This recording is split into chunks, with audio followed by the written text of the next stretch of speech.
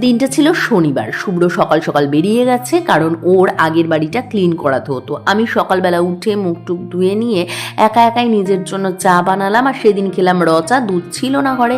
আর অপর দিকে আমি চলে এলাম বারান্দায়, সেদিকে একটা এরোপ্লেন চলে গেল। আর আকাশ দেখে, ওয়েদারটা দেখে খুব ভালো লাগলো, কারণ বৃষ্টি হয়েছিল সকালবেলা। সেটা তো ঘুম থেকে উঠেই জানতে পারলাম, তার আগে কিছুই বুঝতে পারিনি।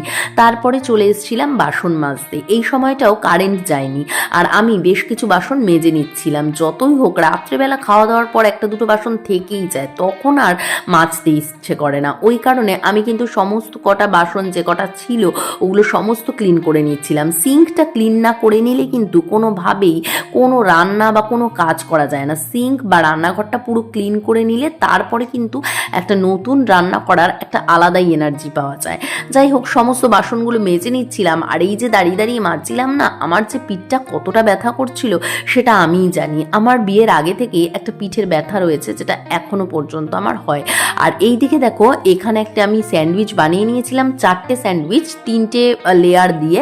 আর ওটা কিন্তু আমাকে বানাতে হয়েছিল, কারেন্ট চলে গিয়েছিল সে সময়। আর এইটা ঠিক তার পরের দিন, রবিবার, কারণ শনিবার আর কোনো ভিডিও করতে পারিনি। রবিবার আমি রেডি হয়ে নিচ্ছিলাম। আর এই দিকে দেখো, লিপস্টিক গালে দিয়ে, নাকে দিয়ে এইভাবে আমি ব্লাশ তৈরি করছিলাম। যাই হোক, এইভাবে কিন্তু আমি রেডি হয়ে গেলাম। আর লিপস্টিকের এই শেডটা আমার দারুণ লাগে, এটাও কিন্তু আমার জুডিও থেকেই কেনা। আর এই যে টপটা দেখতে পাচ্ছ, এই শার্ট টপটা আমি একদিনই পরেছিলাম। এটার হয়তো ছবি দেখতে পাবে, কিন্তু এর কোনো ভিডিও ছিল না। এইদিকে এই শার্ট টপটা আমার এতদিন পরে একটা শার্ট টপ পরে বেশ ভালো লাগলো। আর এই যে প্যান্টটা দেখতে পাচ্ছ না, এটা না কাউকে বলো না, কিন্তু এটা সালোয়ারের প্যান্ট। আর এই সালোয়ারের প্যান্টটা না পকেটওয়ালা, এবং এটা বোঝাও যায় না।